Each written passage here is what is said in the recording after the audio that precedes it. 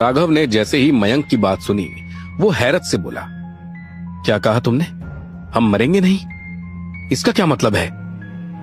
मयंक ने रिलैक्स होकर कहा, बिल्कुल सही सुना है तुमने, अभी भी हमारे बचने के कुछ चांसेस हैं। राघव मुस्कुराते हुए बोला, तुम्हें पता है मयंक, तुम्हारे इसी पॉजिटिव एटीट्यूड की वजह से मैं कभी कभी तुमसे बहुत जलता हूं। इससे कोई फर्क नहीं पड़ता कि तुम कितने भी खतरे में हो, लेकिन हर चीज को इतनी पॉजिटिविटी के साथ सॉल्व करना जैसे तुम्हारी आदत बन गई है ना? मयंक उसकी बात सुनकर धीरे से मुस्कुराता हुआ बोला, हाँ शायद। वो दोनों बात कर ही रहे थे कि उसी टाइम ताबूत अचानक से किसी चीज से टकराया और आसपास की लकड़ियों के चटकने की आवाज आने लगी और पानी तेजी से बहता हुआ ताबूत के अंदर आने लगा। मयंक ने थोड़ा एक्साइटेड होते हुए कहा, राघव, क्या हम ऐसा कुछ नहीं कर सकते कि ताबूत थोड़ा टेढ़ा हो जाए?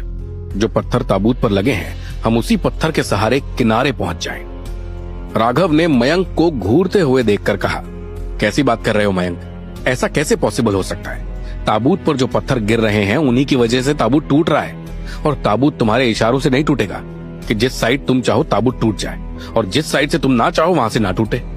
ऐसा नहीं होता है। हमें तो इस नदी का बहाव भी नहीं पता कि हम इस नदी में बहकर जाएंगे कहां।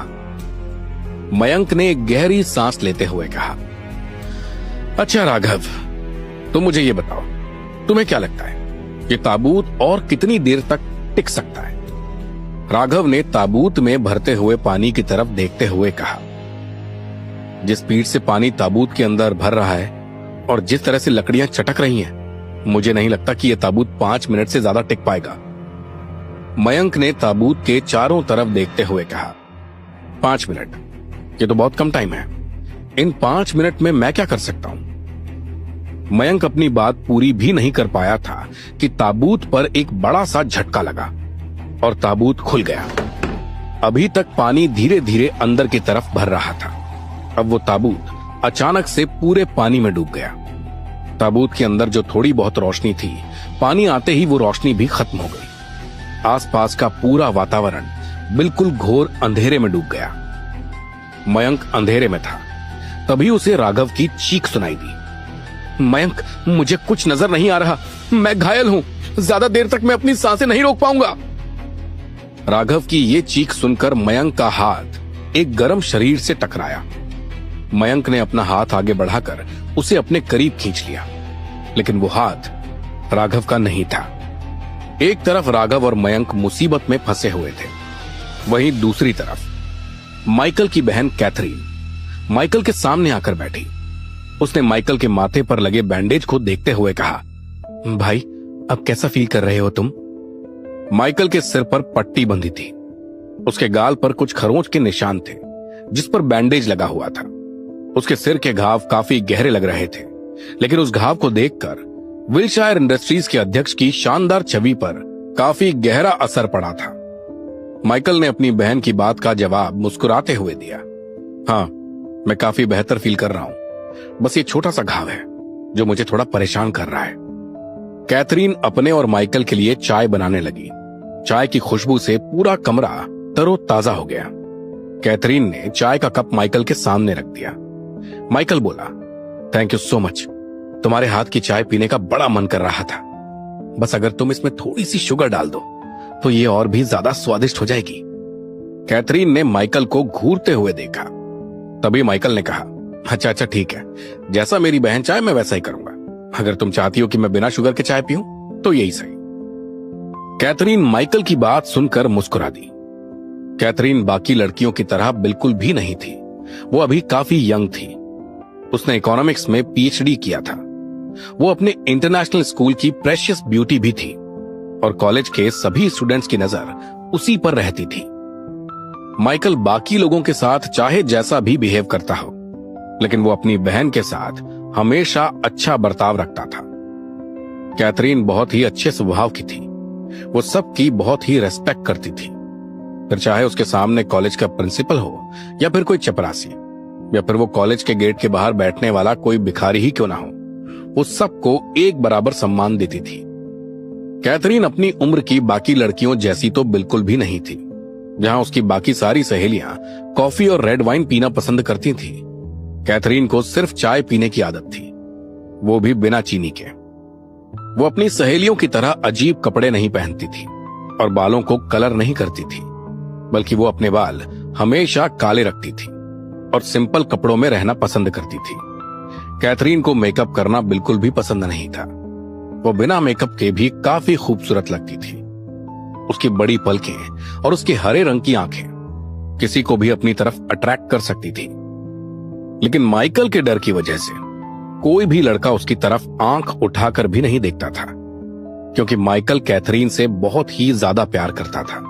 वो नहीं चाहता था कि कोई भी लड़का उसकी बहन को ठेस पहुंचाए। कैथरीन भी माइकल को बहुत मानती थी। वो चाय का कप वहीं सामने रखकर धीमी आवाज में बोली, भाई मुझे आपसे कुछ कहना है। कैथरीन की बात सुनकर माइकल ने अपना चाय का कप उठाया और उसने एक सिप लेते हुए कहा, हाँ बोलो, तुम्हें क्या कहना है? बताओ, किसी ने तुम्हें परेशान किया क्या? कैथरीन ने अपना सिर ना में हिलाते हुए कहा, नहीं भाई, वो मैं आज सुबह सुबह शहर के सिटी हॉस्पिटल में गई हुई थी। जैसे ही माइकल ने अस्पताल का नाम सुना, उसने अपना चाय का कप टेबल पर रखा और वो कैथरीन को सिर से लेकर पांव तक देखते हुए बोला, हॉस्पिटल? लेकिन क्यों? क्या हुआ तुम्हें? कोई परेशानी है क्या तुम्हें? क्या तुम्हें अपनी तबीयत ठीक नहीं लग रही है? कैथरीन ने उसे इतना परेशान होते हुए देखकर कहा, अरे नहीं, मैं ठीक हूं भाई। मैं हॉस्पिटल अपने चेकअप के लिए नहीं, बल्कि किसी को देखने के लिए गई हुई थी। माइकल ने अपनी भौहें ऊपर चढ़ाते हुए कहा, क्या मतलब है? तुम किसे देखने गई थी? तुम तो यहाँ इस शहर में ज्यादा लोगों को जानती भी नहीं हो। तो फिर? इतना बोलते बोलते माइकल चुप हो गया। तभी उसे एक नाम याद आया और उसने कैथरीन को घूरते हुए देखकर कहा, क्या तुम कुणाल को देखने गई थी? कैथरीन ने तुरंत अपना सिर नीचे झुका लिया। वो उसकी बात का कोई जवाब नहीं दे पाई। उसे इस तरह से चुप देखकर वो समझ गया कि कैथरीन सच में कुणाल को ही देखने के लिए गई थी। माइकल गुस्से से अपनी भौहें सिकोड़ते हुए बोला, कैथरीन, तुम क्या चाहती हो कि मैं उसे छोड़ दूं, जिसने तुम्हें मारने की हिम्मत की? इससे पहले कि माइकल अपनी बात पूरी कर पाता, कैथरीन ने माइकल के हाथ को पकड़ते हुए कहा, नहीं भाई, वो लोग मुझे मारने नहीं आए थे। वो तो बस हमारी तरह ही रेस्पेक्ट चाहते हैं। वो कोई जानवर नहीं है। उन्होंने जानबूझकर कुछ नहीं किया था। मुझे तो लग रहा है इन सब के पीछे कोई दूसरा ही है। माइकल कैथरीन की बात सुनकर उसे गुस्से से घूरते हुए देखने लगा। कैथरीन ने थोड़ा डरते हुए बिल्कुल सीरियस होकर कहा, और वैसे भी भाई, मुझे लगता है उसे जितनी सजा मिलनी चाहिए थी, आपने उसे उससे कहीं ज्यादा सजा दे दी है।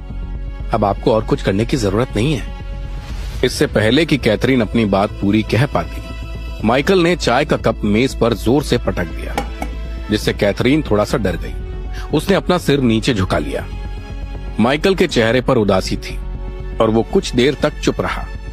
उसने धीमी आवाज में कैथरीन को समझाते हुए कहा, देखो कैथरीन, तुमने जो कहा वो सच है, लेकिन तुम्हें अपने अलावा और किसी के बारे में कुछ भी सोचने की जरूरत नहीं है। उसे कितनी सजा देनी है वो मैं जानता हूं। कैथरीन ने थोड़ी हिम्मत की और माइकल को जवाब दिया, नहीं भाई, मुझे लगता है अब आपको ऐसा कुछ भी करने की जरूरत नहीं है। वो पहले ही काफी ज्यादा घायल हो चुका है। कैथरीन को इस तरह कुणाल के बारे में बोलते देखकर माइकल ने तेजी से अपना हाथ टेबल पर मारा। उसकी आवाज सुनकर कैथरीन डर गई।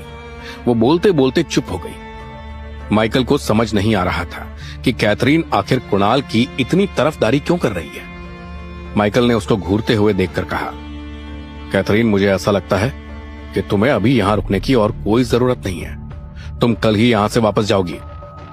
जाओ, जाकर अपना सामान पैक करो। कैथरीन ने माइकल की बात सुनकर थोड़ा अपसेट होते हुए कहा, लेकिन भाई, मैंने तो अभी ठीक से इंडिया घूमा भी नहीं और आप हो कि मुझे वापस भेजने की बात कर रहे हो। आपने मुझसे कहा था कि आप मुझे यहाँ की हर एक फेमस जगह घुमाओगे। माइकल ने उसे घूरते हुए देखकर कहा, हाँ कहा था मैंने, और मैं अपनी बात भूला नहीं हूं। जब हम दोबारा यहाँ आएंगे तब मैं तुम्हें वो सारी जगह घुमा दूंगा, लेकिन अभी तुम जाकर अपना सामान पैक करो। माइकल ने थोड़ा सख्ती से ये बात कही तो ना चाहते हुए भी कैथरीन को उठना पड़ा और वो चुपचाप वहां से जाने के लिए मुड़ी। उसने शिकायती लहजे में कहा, ठीक है भाई, मैं आपकी बात मानूंगी और आज रात की ही फ्लाइट लेकर यहां से चली जाऊंगी। कैथरीन को इतना उदास देखकर माइकल ने उसे समझाते हुए कहा, कैथरीन, तुम्हें अपने भाई पर विश्वास है ना? मैं जो कुछ भी करता हूं तुम्हारी भलाई के लिए करता हूं। तुम्हारा इस टाइम यहां से चले जाना ही सही है। कैथरीन ने माइकल की इस बात का कोई भी जवाब नहीं दिया। वो उठी और वहां से घूमकर जाने लगी। माइकल कैथरीन की पीठ की तरफ ही देख रहा था। तभी अपने रूम में जाने से पहले कैथरीन रुकी और उसने पीछे मुड़कर माइकल को घूरते हुए देखकर कहा, मेरे जाने के बाद कोई गलत काम मत करना, और हां, हो सके तो एक इंसान से थोड़ा बचकर रहिएगा। इतना बोलकर कैथरीन कमरे के अंदर जाने ही वाली थी। माइकल ने उसे रोकते हुए पूछा, किसकी बात कर रही हो तुम? कैथरीन ने एक गहरी सांस लेते हुए कहा, मयंक वाधवा नाम है उसका। वो कुणाल का सबसे अच्छा दोस्त है। अगर उसे पता चल गया कि कुणाल की जो हालत है वो आपकी वजह से हुई है, तो वो शायद आपको छोड़ेगा नहीं, क्योंकि वो बहुत ज्यादा खतरनाक है। इसलिए उससे थोड़ा बचकर रहिएगा।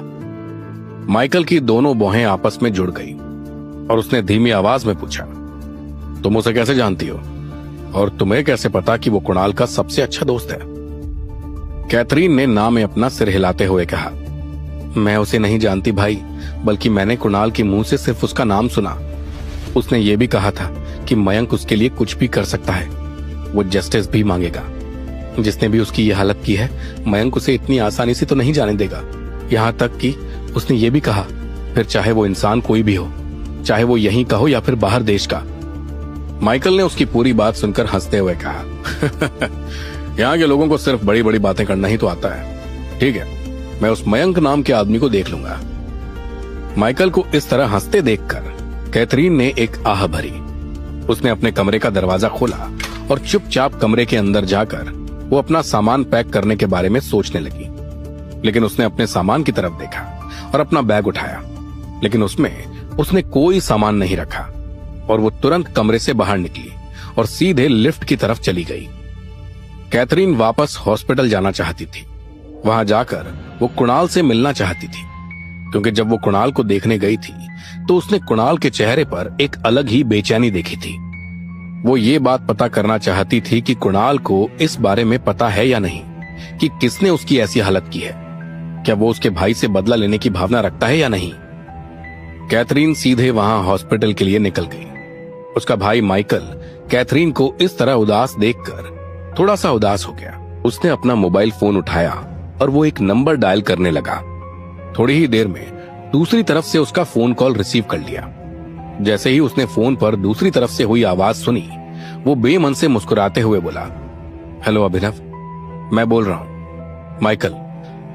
जैसे ही अभिनव ने माइकल की आवाज सुनी, वो बड़े ही फ्रेंडली वे में बोला, हाँ माइकल, बोलो, किस लिए फोन किया है तुमने मुझे? तुम्हारे सिर पर लगी वो चोट अब तो ठीक है ना? मुझे तुम्हारी थोड़ी फिक्र हो रही थी। माइकल ने उससे सीधे पूछा। मैं ठीक हूं, अब मेरी तो चोट भी कुछ दिनों में ठीक हो जाएगी। मैंने तुमसे कुछ पूछने के लिए फोन किया है। मुझे ये बताओ, ये मयंक वाधवा कौन है? जैसे ही अभिनव ने माइकल के मुंह से मयंक का नाम सुना, वो बिल्कुल शॉक्ड हो गया। उसने तुरंत माइकल से पूछा, माइकल, क्या तुम मयंक को जानते हो? माइकल ने अभिनव से झूठ नहीं बोला। वो ना में अपना सिर हिलाते हुए बोला, नहीं, मैं उसे जानता नहीं। बस मैं जानना चाहता था कि वो कौन है और किस फैमिली से बिलोंग करता है, उसका बैकग्राउंड कैसा है। मुझे बस इतना पता है कि वो कुणाल का दोस्त है। इससे ज्यादा मैं उसके बारे में कुछ नहीं जानता। अभिनव माइकल की बात सुनकर पहले तो चुप हो गया। कुछ देर शांत रहने के बाद उसने साफ साफ शब्दों में कहा, वो मयंक एक गुंडा मवाली है, इससे ज्यादा कुछ भी नहीं। माइकल ने जैसे ही ये बात सुनी, उसने हंसते हुए कहा, अच्छा, एक गुंडा, ठीक है, मैं बेकार में ही परेशान हो रहा था। थैंक यू सो मच, तुमने मुझे बताया, और मैं भी कहां इतनी छोटी सी बात के लिए तुम्हें परेशान करने लगा। अभिनव ने बेमन से मुस्कुराते हुए कहा, कोई बात नहीं, बाय। इतना बोलकर माइकल ने कॉल डिस्कनेक्ट कर दिया।